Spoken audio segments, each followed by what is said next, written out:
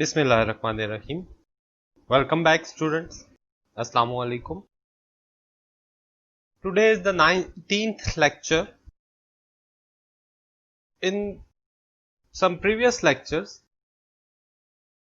we see details and functionality of a binary adder subtractor, how a binary adder subtractor works. We see how we can design them, how we can cascade them to form bigger binary adder subtractor circuits.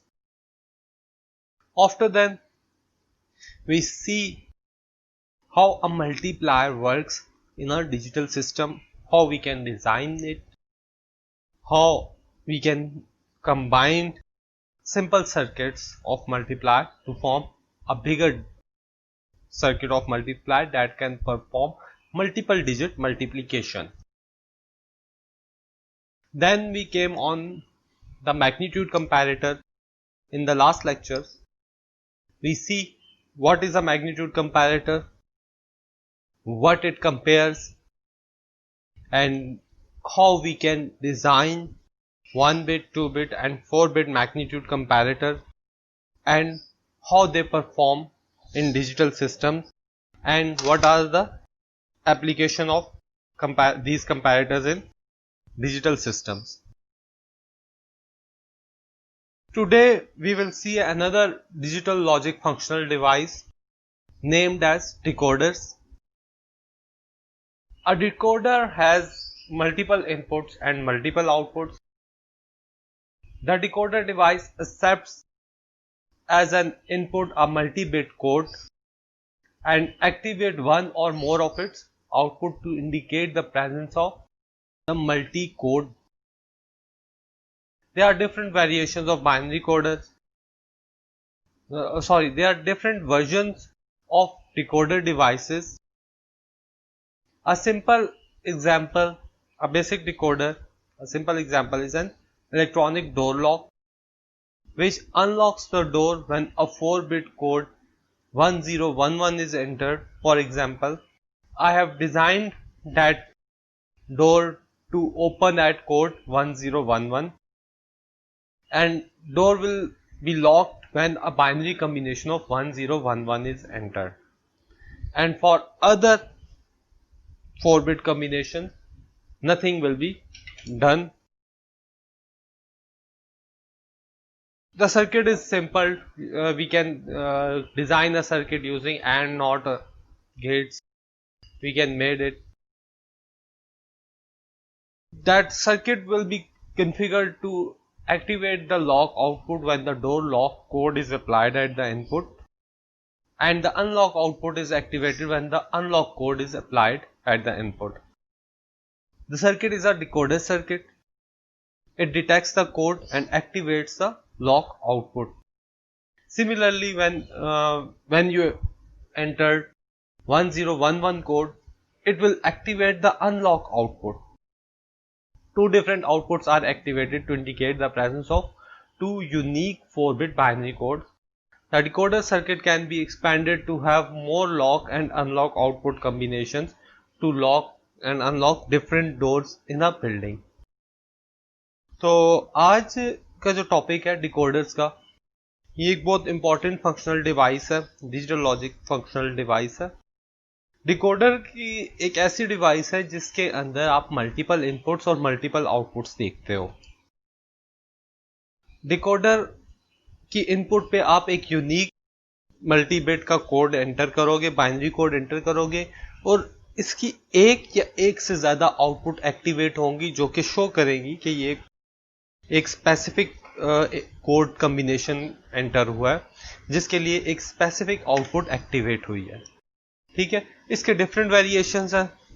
Different variation से मुराद आपने कुछ अरसा पहले हम लोगों ने बात की थी BCD टू 7 सेगमेंट डिकोडर की। हमने एक ऐसा IC देखा था जिसमें आप एक तरफ से BCD कोड एंटर करते हो तो आउटपुट के ऊपर 7 सेगमेंट डिस्प्ले को कनेक्ट करके उस कोड की आप जो डेसिमल कोड है वो आपके पास 7 सेगमेंट डिस्प्ले के ऊपर डिस्प्ले होता था। ठीक है, वो भी एक डिकोडर था। तो डिकोडर में ज़रूरी नहीं है कि आउटपुट के ऊपर एक ही एट अ टाइम एक इनपुट के ऊपर एक आउटपुट ही एक्टिव हो, मल्टीपल आउटपुट्स भी आप देख सकते हो, मुख्तलिफ वेरिएशंस हैं इनके। तो जो सबसे सिंपल एग्जांपल है वो एक इलेक्ट्रॉनिक डोर लॉक की है, ठीक है, डिकोडर की। आप एक डोर लॉक बनाते हो जिसमें आप एक स्पेसिफिक कोड रख देते हो अनलॉक का और एक कोड रख देते हो लॉक का। तो 4 बिट का कोड है अगर, तो 2⁴ कॉम्बिनेशंस आपके पास उसमें आप एंटर कर सकते हो। 2⁴ इक्वल टू 16 डिफरेंट कॉम्बिनेशन। अब इन 16 डिफरेंट कॉम्बिनेशन में से सिर्फ 2 ऐसे कॉम्बिनेशन हैं जिसपे एक डोर आपका लॉक होगा और एक पे अनलॉक होगा। तो जब डिकोडर की इनपुट पे आप वो स्पेसिफिक कोड एंटर करोगे लॉक का या अनलॉक का, उस हिसाब से वो स्पेसिफिक आउटपुट एक्टिवेट होगी जो कि डोर को लॉक या अनलॉक करेगी। इसी तरह अगर हमारे पास 16 कॉम्बिनेशन है तो हम हर कॉम्बिनेशन के ऊपर मल्टीपल लॉक्स को भी लॉक और अनलॉक कर सकते हैं। एप्लीकेशन ऑफ डिकोडर्स, हमारे पास डिजिटल डिवाइसेस में या कंप्यूटर सिस्टम्स के अंदर इसकी 2 बड़ी एप्लीकेशंस हैं, एक सिलेक्शन ऑफ पेरिफेरल डिवाइसेस और दूसरा इंस्ट्रक्शन डिकोडर। सिस्टम के अंदर पहले हम सेकंड वन को देखते हैं। सिस्टम के अंदर आपके पास जितनी भी इंस्ट्रक्शंस एक प्रोसेसर परफॉर्म करता है वो उसके ऑपरेशनल कोड ऑप कोड उसका डिफाइन होता है। फॉर एग्जांपल अगर मैं एक ऐसी डिवाइस पे काम कर रहा हूँ कि जो कैलकुलेटर की तरह की डिवाइस है, हमारे पास 00 ऑप कोड का मतलब है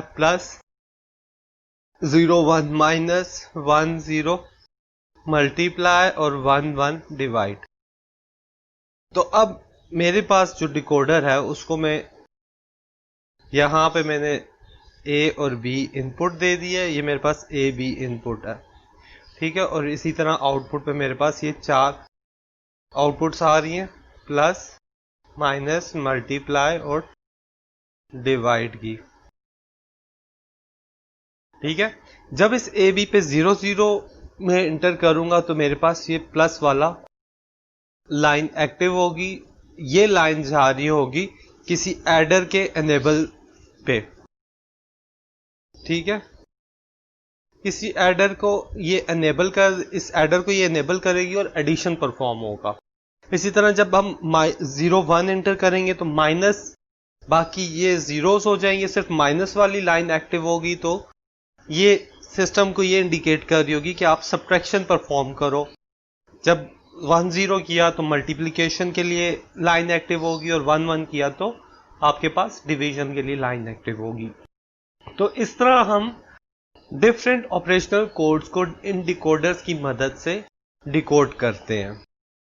दूसरी चीज आ जाती है सिलेक्शन ऑफ पेरिफेरल डिवाइसेस। अब कंप्यूटर के अंदर डिफरेंट इंटरनल और एक्सटर्नल डिवाइसेस होती हैं, जिस तरह के हार्ड डिस्क है, सीडी ड्राइव है, modem, printer, monitor, etcetera etcetera. हर एक डिवाइस को एक स्पेसिफिक कोड असाइन होता है, ठीक है। उस स्पेसिफिक कोड के ऊपर वो डिवाइस ऑन होती है या वो डिवाइस ऑफ होती है। तो जिस तरह में एक हम एग्जांपल ले लेते हैं एक मॉनिटर की। एक सिस्टम है जिसके साथ मेरे पास 4 मॉनिटर कनेक्टेड है, ठीक है। मॉनिटर इसको मैं आउटपुट पे ले लेता हूँ, मॉनिटर 1, मॉनिटर 2, मॉनिटर 3, मॉनिटर 4। और मैं चाह रहा हूं कि एक स्पेसिफिक कोड के ऊपर जब मैं एक कोड एंटर करूं तो वो वाला monitor display they.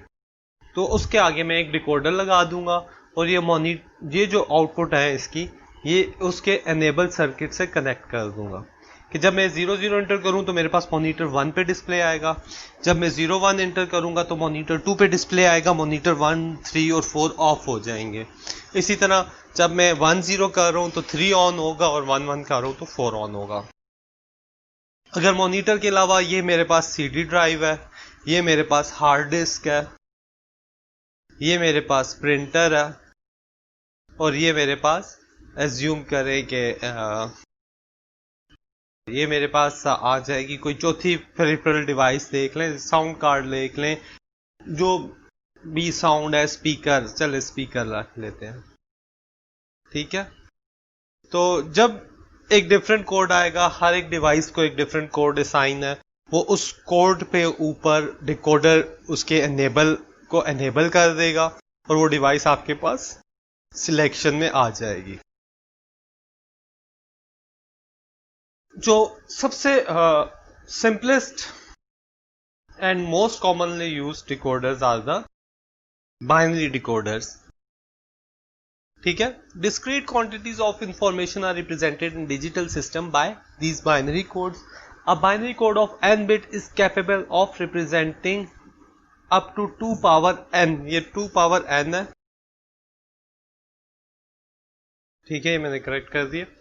This is 2 power n, ठीक। अब n बिट का code 2 power n different combination बना सकता है, ये हमें पता है कि अगर 4 बिट का कोड्स है तो आप 2 raised to power 4 16 different combinations आप जनरेट कर सकते हो बाइनरी कोड्स के।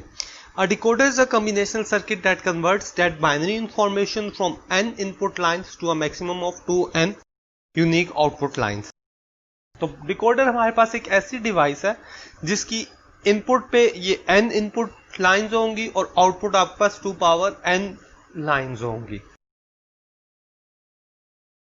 ये डिकोडर को जब हम बनाते हैं तो हम उसको इसी हिसाब से n to m line decoders कहते हैं, जबकि m आपके पास लेस देन और इक्वल टू 2n हो सकता है, यानी डिकोडर्स की आउटपुट आपके पास लेस देन और इक्वल टू 2 power n हो सकती है। अगेन ये 2 power n है, ठीक है।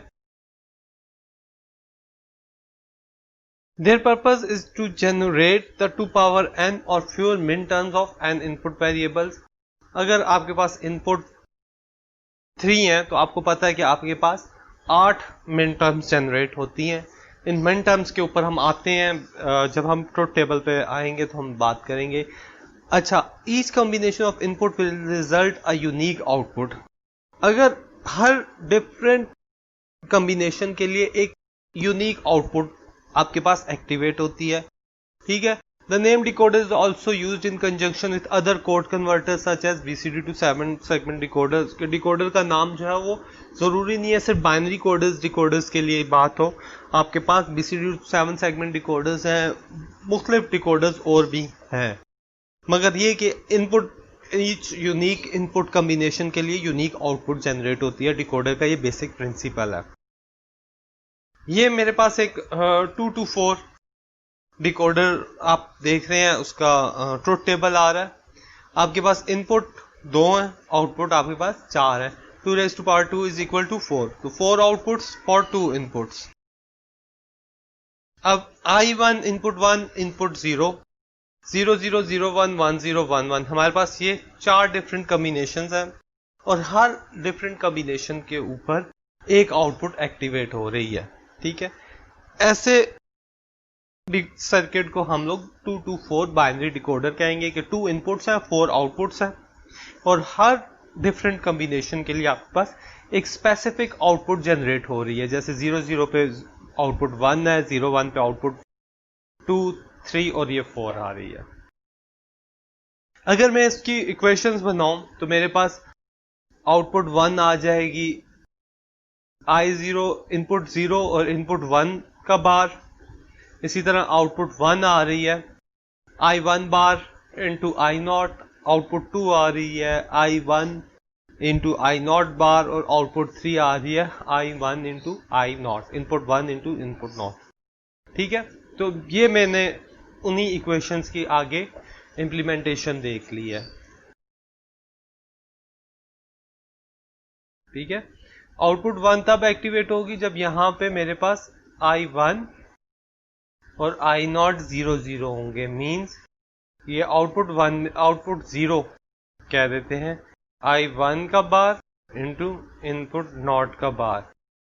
जब भी 0 0 होगा तो आउटपुट 1 जो है वो नॉट जो है वो 1 हो जाएगी। इसी तरह आउटपुट 1 पे बात करते हैं 0 1 I0 ये नोट कर लें और ये 1 कर लें ताकि एक ही फॉलो हो। आई नॉट 0 1, ठीक है। अब 1 0 करना है तो आई नॉट इंटू आई 1 बार, और आखिर में ये आउटपुट 3 आई नॉट और आई 1 आ रहा है। मीन्स कि जब हम 0 0 इंटर करेंगे तो output 0 is equal to 1, 0 1 enter करेंगे तो आउटपुट 1 इज इक्वल टू 1, बाकी सब जीरोस होंगे, ठीक है। 1 0 इंटर करेंगे तो आउटपुट 2 1 होगी, बाकी सब जीरोस हो जाएंगे। इसी तरह 1 1 इंटर करेंगे तो आउटपुट 3 1 होगी, बाकी सब जीरो हो जाएंगे। तो ये हमारे पास एक 2 to 4 बाइनरी डिकोडर आ रहा है। अब बाज दफा मार्केट में जो आपको डिकोडर्स मिलेंगे वो आपको नैंड गेट से बने हुए मिलेंगे। नैंड गेट की इम्प्लीमेंटेशन जरा इजी होती है आईसीज बनाने के लिए। तो उन आईसीज में एक एनेबल इनपुट भी होगी। एनेबल इनपुट अब आईसी मैन्युफैक्चरर के ऊपर डिपेंड करता है कि वो लॉजिक लो पे उसको एक्टिवेट करता है या लॉजिक हाई पे उसको एक्टिवेट रखता है।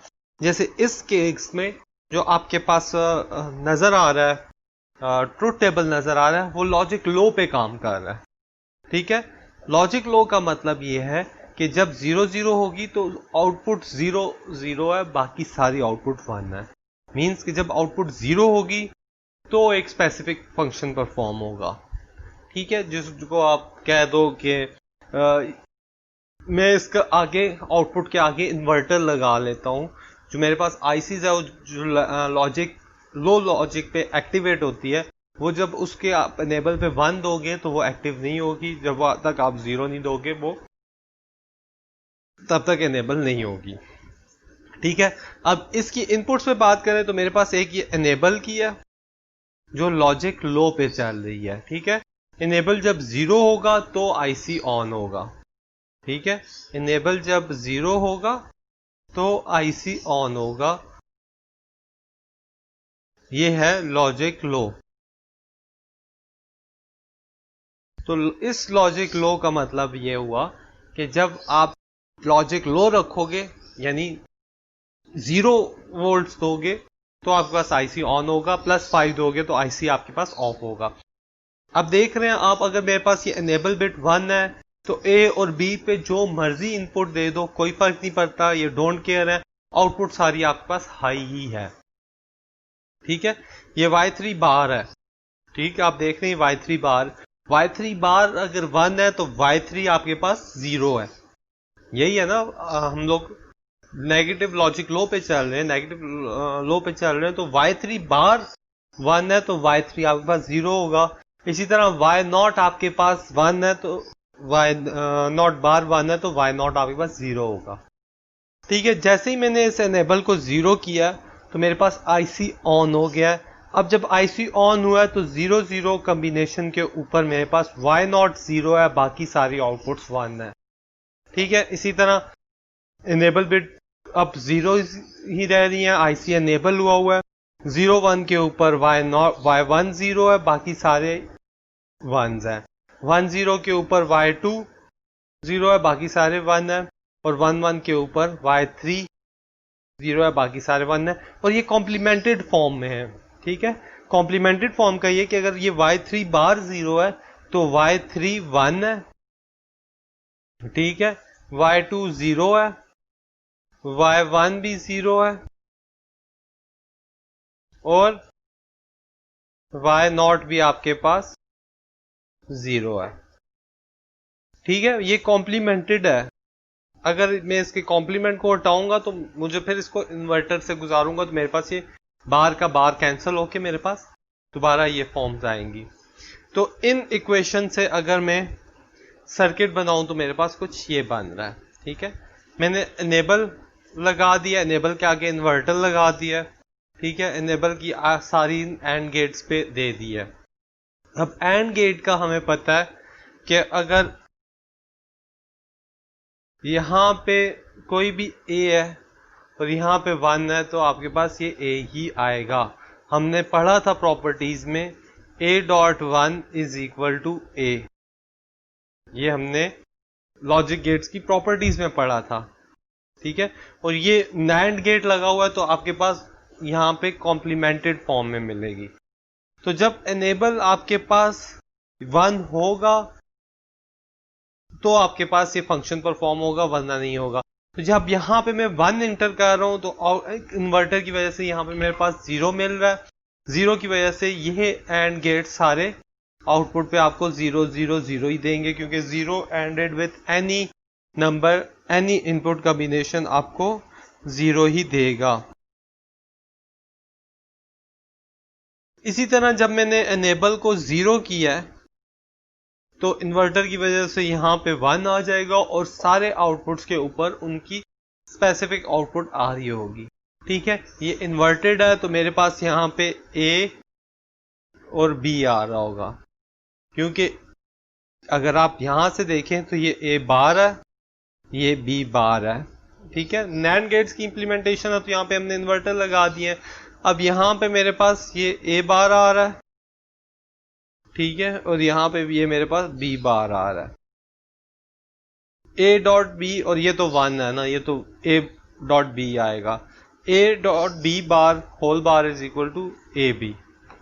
ठीक है, A डॉट B का बार आ जाएगा, कैंसिल होके आपके पास AB ही आ रहा होता है। ठीक है, यानी कि जब 0 0 होंगे तो D नॉट आपके पास 1 हो, सॉरी जब जब यहाँ पे 0 0 एंटर करेंगे, ठीक है, तो ये 1 1 हो जाएगा, तो सिर्फ आपके पास D नॉट 0 होगी। ठीक है, A और B 0 0 है ना, तो 0 डॉट 0 आपके पास 0 ही आएगा, बाकी सारी आउटपुट आपके पास 1 1 1 हो जाएंगी। इसी तरह जब मैं यहाँ पे 0 1 एंटर करता हूँ, ठीक है, तो मेरे पास D1 0 होगी, बाकी सारी आउटपुट्स आपको 1 1 1 मिलेंगी। सिमिलरली आपके पास बाकी दो कोड भी काम करेंगे। इसके बाद आ जाते हैं 3 to 8 लाइन डिकोडर्स।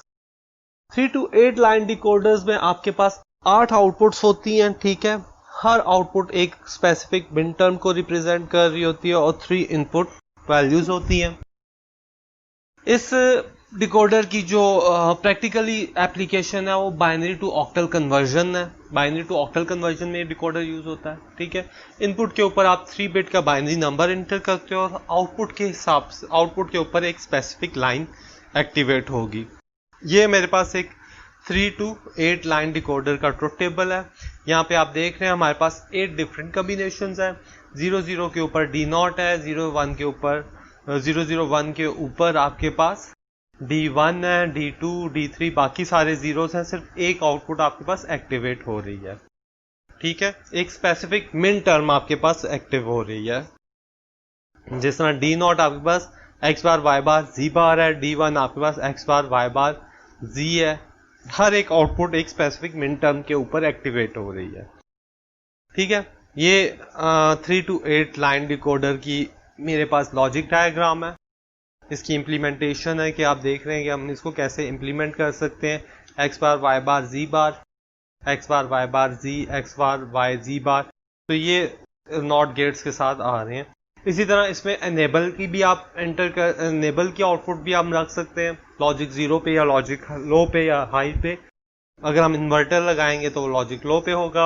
अगर इन्वर्टर के बगैर डायरेक्ट एनेबल की इनपुट यहाँ पे कनेक्ट कर देंगे तो आपके पास वो लॉजिक हाई पे विथ एनेबल आ जाएगा। 3 to 8 लाइन डिकोडर के बाद आपके पास 4 to 16 डिकोडर्स लाइन डिकोडर्स आ रहे होते हैं। ठीक है, अब 4 to 16 में 4 इनपुट है, ठीक, और आउटपुट पे आपके पास 16 डिफरेंट कॉम्बिनेशंस है। मगर 4 to 16 हम 3 to 8 डिकोडर से कैस्केड करके हम बना सकते हैं। अब 4 कॉम्बिनेशन मीन 16 इनपुट्स हैं और 16 आउटपुट्स हैं, तो वो ट्रुथ टेबल आपके पास बहुत बड़ा बनता जाएगा। तो अब हम क्या कर रहे हैं, अब हम कैस्केडिंग की तरफ आ रहे हैं कि हम छोटे डिकोडर्स को जोड़ के एक बड़ा डिकोडर बना सकते हैं। तो ये है हमारे पास XYZ आप 3 to 8 डिकोडर है। XYZW आपके पास इनपुट है, ठीक है, और आपके पास ये दो डिकोडर्स हैं 3 to 8 विथ एनेबल आपके पास आ रहा है। तो जब यहाँ पे 0 होगा, यहाँ पे 1 होगा, ठीक है, जब आप यहाँ पे 0 रख रहे हो तो यानी 0 1 1 1 और 0 0 0 0। तो ये आपके पास पहली 7 मिन टर्म्स हैं D0 to D7। तो जब 1 0 0 0 होगा और 1 1 1 1 होगा तो आपके पास D8 से D15 तक की आउटपुट्स जनरेट होंगी। ठीक है, तो ये ये हमारे पास इनपुट्स हैं। ठीक है, एक्स वाई जी, ये मोस्ट सिग्निफिकेंट है, ये लीस्ट सिग्निफिकेंट है और ये मोस्ट सिग्निफिकेंट आ रही है आपके पास। ठीक है, ये लीस्ट है और ये मोस्ट आ रही है। तो इन डिफरेंट हमने 3 to 8 के दो डिकोडर्स जोड़ के हमने एक 4 to 16 का डिकोडर बना दिया, जो कि आपके पास 16 डिफरेंट कॉम्बिनेशन देख दिया। इन डिकोडर्स का एक फायदा हम लोगों को ये होता है कि हम जो कॉम्बिनेशनल लॉजिक है वो बहुत इजीली इनके साथ इंप्लीमेंट कर सकते हैं अगर हमारे पास मिन टर्म्स आ जाए। और मिन टर्म्स आपको पता है हम लोगों ने पढ़ी थी, सम ऑफ प्रोडक्ट्स जो आपके पास आती है वो मिन टर्म्स का एक तरह का सम होता है। ठीक है, मिन टर्म्स को अगर आप सम देख लो तो आपके पास वो सम ऑफ प्रोडक्ट्स फॉर्म में जो आपके पास इक्वेशन आती है, और अगर वो full completed sum of product है जिसमें हर वेरिएबल या हर मिन टर्म प्रेजेंट है, प्रॉपर सम ऑफ प्रोडक्ट है, तो आप उसको इजीली डिकोडर से इंप्लीमेंट कर सकते हो। ठीक है, इसको हम देखते हैं एक 3 to 8 डिकोडर की एग्जाम्पल से। 3 to 8 डिकोडर, मेरे पास एक फुल एडर है। फुल एडर का ट्रुथ टेबल आपको यहाँ नजर आ रहा है, 0 0 और कैरी इन।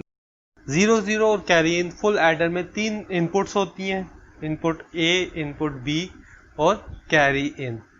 और आउटपुट क्या होती है, सम और कैरी। तो सम के लिए जो मेरे पास मिन टर्म्स आ रही हैं वो देख रहे हैं कि सम मेरे पास यहाँ पे 1 है, यहाँ पे 1 है, यहाँ पे 1 है, यहाँ पे 1 है। मीन्स कि ये मिन टर्म 0 1 2 3 4 5 6 और ये 7। तो ये 7 मिन टर्म्स में से मेरे पास सम के लिए कौन कौन सी मिन टर्म है, 1, मिन टर्म 2, 4 और 7। तो मैंने 1 2 4 7 का अगर मैं सम ले लेता हूं इन मिन टर्म्स का तो मेरे पास सम की इक्वेशन आ जाएगी। इसी तरह कैरी के लिए देख लें, कैरी के लिए मेरे पास मिन टर्म 4 है, ये 4 है या 3 है, ये 3 है, सॉरी असल में, ठीक है, मिन टर्म 3 है, मिन टर्म 5 6 और 7 है। 3 5 6 7 मिन टर्म्स का अगर हम सम लें तो आपके पास यहाँ पे ये सम ऑफ प्रोडक्ट फॉर्म की इक्वेशन आएगी। ठीक है, यानी इन मिन टर्म्स जो प्रोडक्ट फॉर्म में है उनका हम सम ले तो आपके पास ये इक्वेशन इंप्लीमेंट हो सकती है। अब डिकोडर से हम ये चीज़ बहुत इजीली इंप्लीमेंट कर सकते हैं। कैसे? ऐसे, डिकोडर की आउटपुट एक मिन टर्म की स्पेसिफिक इनपुट के रिप्रेजेंट कर रही होती है। तो अब जो मेरे पास 3 to 8 है उसमें 0 to 7 आपके पास आउटपुट पे ये मिन टर्म्स ही आउटपुट हो रही होती हैं। ठीक है, यानी जब एक ये मिन टर्म आएगी तो 1 एक्टिव होगा, 0 0 0 पे 1 एक्टिव होगा, 0 0 1 पे 2 आउट, ये वाली 2 आउटपुट 2 एक्टिव होगी। अच्छा, फिर 1 0 0 पे ये वाली एक्टिव होगी और फिर 1 1 1 पे ये वाली एक्टिव होगी। तो इन सारों की मिन टर्म्स को आउटपुट के आगे मैंने एक और गेट लगा दिया तो जो सम को रिप्रेजेंट कर रहा है। ठीक है, सम की मिन टर्म्स देख लें, 1 2 4 7 है, 1 2 4 और 7। तो जो आउटपुट 1, आउटपुट 2, आउटपुट 3 और ये आउटपुट 1 2 आउटपुट 4 और आउटपुट 7, अगर इन सारों को मैं एक और गेट से कनेक्ट कर दूं तो मेरे पास ये सम का फंक्शन इंप्लीमेंट हो जाएगा। इसी तरह कैरी का फंक्शन को इंप्लीमेंट करने के लिए 3 5 6 7 आउटपुट के आगे मैंने और गेट लगा दिया तो मेरे पास ये कैरी का फंक्शन इंप्लीमेंट हो गया। कैरी की आपको पता है कि 3 और 5 6 और 7। तो इन मिन टर्म्स को हम लोगों ने सम किया है सम मीन्स और किया तो मेरे पास ये कैरी की इक्वेशन इंप्लीमेंट, कैरी का फंक्शन इंप्लीमेंट हो गया।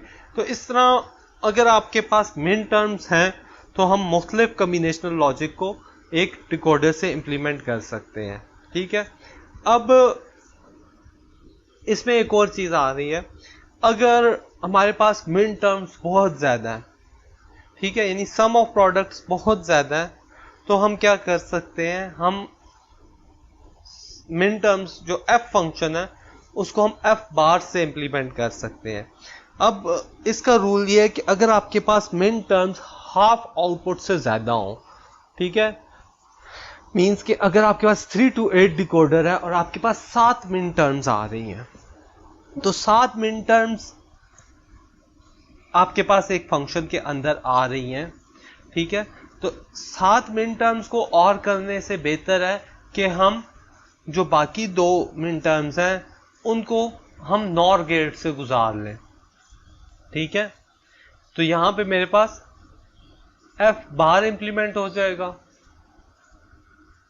और एफ बार जब आप नॉर गेट से और गेट से गुजारोगे तो आपके पास एफ बार होगा, जब आप नॉर गेट से गुजारोगे तो आपके पास यहां पे दोबारा एफ आ जाएगा। ठीक है, जो रिमेनिंग मिन टर्म्स रह जाएंगी उनके आगे हम नॉर गेट को यूज करेंगे, तो आपके पास एग्रीगेट नॉर्मल आउटपुट एफ ही आएगी। ठीक है, इसी तरह if NAND gates are used for the decoder the external gate must be NAND gate instead of OR gate. अगर आपका एक डिकोडर नैंड गेट से बना हुआ है तो उसको सम करने के लिए आप और गेट यूज नहीं करोगे, आप नैंड गेट यूज करोगे। तो ये था आज का लेक्चर आपका डिकोडर्स का, इसको गो थ्रू कीजिएगा। अगर आपकी कोई क्यूरी हुई तो इंशाल्लाह हम क्वेश्चन एंड आंसर के सेशन में उसको क्लियर कर लेंगे। तब तक के लिए अपना ख्याल रखिएगा। अल्लाह हाफ़िज़।